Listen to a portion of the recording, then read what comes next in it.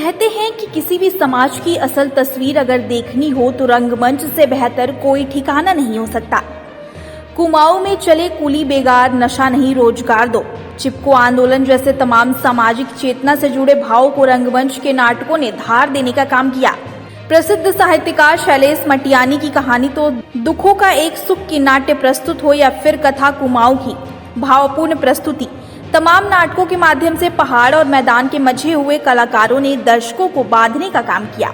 यही वजह है कि इंटरनेट मोबाइल के दौर में भी आज नाटकों और रंगमंच की हर प्रस्तुति पर दर्शकों को उमड़ते देखा जा सकता है। एक कलाकार अपनी अदाकारी से समाज के मनोभावों को बखूबी प्रदर्शित करता है। बात अगर उत्तराखंड की करें तो देवभूमि में कला, संस्कृति और कलाकारों की प्रतिभा की कोई कमी नहीं है, लेकिन संसाधनों के अभाव में कलाकार का हुनर भी आगे नहीं बढ़ पा रहा है। जबकि इस धरती में एक से बढ़कर एक मचे हुए कलाकारों की भरमार है, जिनकी प्रतिभा की गूंज बॉलीवुड तक पहुंची। रंगकर्मियों के अनुसार कुमाऊं के प्रवेश द्वार हल्द्वानी समेत किसी भी शहर में एक अदद ऑडिटोरियम तक नहीं है। ऐसे में कलाकारों को प्रतिभा दिखाने का मंच तक नहीं मिल पाता। राजनीतिक इच्छा शक्ति न होने की वजह से युवाओं की प्रतिभा सिमट कर रह गई है। अर्थ सबसे बड़ा प्रभावी है, क्योंकि रंगमंच पे जो काम कर रहा है आज के दौर में पिछले दौर में बहुत अंतर पड़ गया है। आज के दौर में कोई आदमी अगर सपोज करो, माफ कीजिएगा, मेरा रंगमंच है मंगल पड़ाव में, अगर वो टेढ़ी पुलिया से आता है तो from where you will have to arrange 10 rupees, उसको 2 जगह के लिए 20 रुपए जरूरत पड़ती है। नहीं, हमने अभी भी कथा कुमाऊं की करी यहाँ पे। मैं अपने भाई से मैं निवेदन ही कर रहा था, मैंने कहा आप लोगों ने जिस तरीके से उसको स्थान दिया, 180 कलाकार उसमें थे। Even you can ask from this man, direct और इनडायरेक्ट रूप से कहीं ना कहीं इन्वॉल्व थे वो लोग। 180 कलाकारों को उसमें हमें आर्थिक सहयोग माननीय डॉक्टर श्रीमती इंदिरा हृदय जी ने दिया था, जिनका शरीर शांत हो गया है, तो अभी ये बड़े खुश हो गए। मैं इनको छोटे भाई के रूप में भी जानता हूँ। अगर ऑडिटोरियम हो जाए तो हम इसको टिकट, मुझे याद आ रहा है 1984 में हमने हल्द्वानी में लवकुश किया था, 10 रुपए प्रति 100 टिकट था उसका। और आप विश्वास नहीं करेंगे, कहीं कोई आत्म प्रशंसा के लिए मैं आपसे नहीं कह रहा हूँ, बेंसन स्कूल में हमने इसको किया था तो हम कट्टे में भर के पैसे लेके आते थे।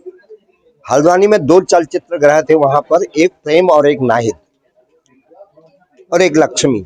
ये तीनों के हॉल जो है, शाम को आप इनसे पूछिएगा, 1984 में ये शाम का शो 6 बजे से 9 बजे का बंद रहता था। इतने लोग पलट गए वहां पर, वो भी लाइट एंड साउंड प्रोग्राम था। अगर ऑडिटोरियम हो जाए तो फिर थोड़ा सा हमें एक सहयोग मिलेगा, जो हमारी एनर्जी अलामात उपलब्ध करने में हो रही है वो खत्म हो जाएगी। क्योंकि ऑडिटोरियम में तैयार मिलेगा, हम 400 लोगों को एक टिकट, अगर मैं आप ही से कहूंगा 25 रुपए का टिकट है, आप शाम को आ जाओ, तो निस्संदेह आएंगे आप, स्वस्थ मनोरंजन मिलेगा। 4 हमने भोजपुरी मूवीज और हिंदी मूवीज जो हुई हैं उसका एज ए लाइन प्रोड्यूसर मैंने वर्क किया। तो मुझे जब रिक्वायरमेंट आती हैं तो लोकेशन की रिक्वायरमेंट मैं उनकी फुलफिल करता हूँ। उनको ट्रांसपोर्टेशन, होटल इंडस्ट्री, जितना कुछ ये सारी फुलफिल होती है। जब आर्टिस्ट की बात आती है तो हमसे सबसे पहले डिमांड करते हैं कि हमें सीनियर आर्टिस्ट चाहिए। तो सीनियर आर्टिस्ट के लिए इतनी प्रॉब्लम होती है देने के लिए, क्योंकि सीनियर आर्टिस्ट मीन्स एक मूवी के अंदर में बहुत अहम किरदार निभाता है। अब वो सीनियर आर्टिस्ट का प्रोफेशनल होना बहुत ज़रूरी है, उसके पास आर्टिस्ट कार्ड होना बहुत ज़रूरी है। कई सारी रिक्वायरमेंट जो है फिल्म इंडस्ट्री में मस्ट है, क्योंकि उनके ऊपर भी कई सारे लोग डिपार्टमेंट होते हैं, तो वो चीज़ यहाँ पे है नहीं। तो सीनियर आर्टिस्ट के लिए हम लोग यहाँ पे उनको आर्टिस्ट नहीं दे पाते हैं। कलाकार बहुत अच्छे हैं बट उनके पास क्या है कि सारी चीज़ें है नहीं। फिर बात आ जाती है नीचे कैरेक्टर आर्टिस्ट के लिए। तो कैरेक्टर आर्टिस्ट के लिए फिर कुछ थिएटर के आर्टिस्ट वगैरह इनको हम अरेंज करते हैं, उन्हें कुछ छोटे छोटे किरदार यहाँ पे मिलते हैं। वो ठीक है, वो किरदार मिलते हैं, लेकिन आखिर कब तक वो छोटे छोटे किरदार को निभाएंगे? अगर वो प्रोफेशनली जाना चाहते हैं, उससे रोजी रोटी तो चलेगी नहीं, फैमिली तो चलेगी नहीं। और जूनियर आर्टिस्ट की बात करते हैं तो फिर जूनियर आर्टिस्ट भी हम इकट्ठा करते हैं। तो जूनियर आर्टिस्ट ऐसा नहीं कि जूनियर आर्टिस्ट हमेशा जूनियर आर्टिस्ट रहेगा, वो भी आगे बढ़ना चाहता है। प्लेटफॉर्म नहीं है, एक शूटिंग की टीम आती है, छोटे छोटे किरदार दे जाती है, लोगों का मनोबल भी बढ़ता है, लोगों की इच्छाएं भी बढ़ती है। लेकिन कहीं ना कहीं आधी अधूरी नॉलेज के द्वारा फिर वो लोग मुंबई की तरफ जाते हैं।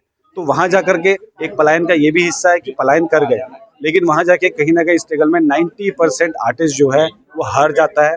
उसे ये लग जाता है, सालों बीत जाते हैं, उसे कोई भी मौका नहीं मिलता क्योंकि वो तैयार नहीं हुआ। हमारे क्षेत्र में हमें मंच नहीं मिला।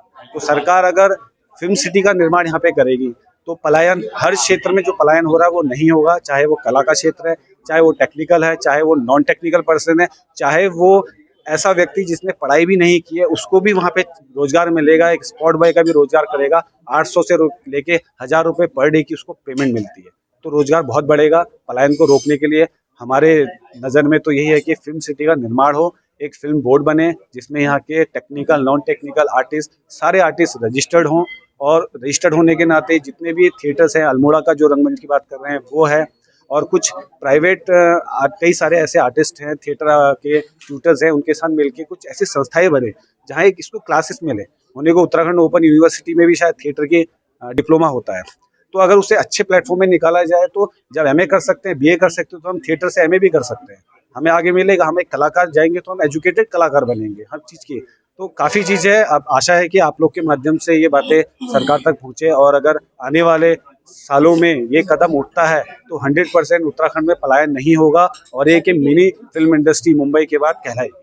उत्तराखंड देवभूमि तो है ही, लेकिन यहाँ से निकले हुए कलाकार आज अच्छे स्तर पर कार्य कर रहे हैं बाहर की दुनिया में, जैसे बॉलीवुड कह लीजिए। लेकिन उत्तराखंड के अंदर आज भी कई वर्षों से कलाकार जो है बहुत पीछे रह गया है। अगर वो बाहर निकल रहा है तो सही है, कुछ ना कुछ कर लेता है, लेकिन अगर वो उत्तराखंड में कुछ रहकर करना चाहे तो उसके लिए कोई स्कोप, कोई जगह नहीं है।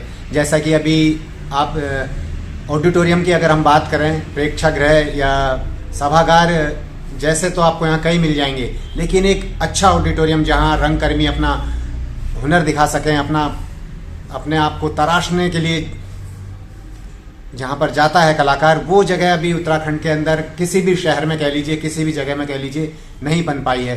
तो सरकारें आती जाती रही। उत्तराखंड बनने के बाद हल्द्वानी के अंदर शिलान्यास भी हुआ एक सभागार के लिए, एक ऑडिटोरियम के लिए, लेकिन नहीं, धरातल पर कोई कार्य नहीं हो पा रहे हैं। और आज उत्तराखंड के कलाकार कोरोना महामारी के बाद काफ़ी पीछे रह गए हैं, लेकिन संघर्ष जारी है कलाकारों का। तो मैं यही कहना चाहूँगा कि उत्तराखंड के अंदर जितने भी शहर हैं वहाँ एक अच्छा ऑडिटोरियम होना बहुत ज़रूरी है, जहाँ पर रंगकर्मी, लोक कलाकार अपने हुनर को दिखाएं, और बाहर से आने वाले लोगों के लिए भी एक, उनको भी लगे कि हम एक अच्छी जगह पर, और जैसे कि ऑडिटोरियम के अंदर बैठकर नाटक देख रहे हैं या लोक कलाकारों को देख रहे हैं, सुन रहे हैं। तो सरकारों के पास बजट सिर्फ उन्हीं कामों के लिए आता है जिससे वो कमाती हैं, और कलाकारों के लिए और ऑडिटोरियम के लिए कोई बजट नहीं आता। बस मैं इतना ही कहना चाहूँगा।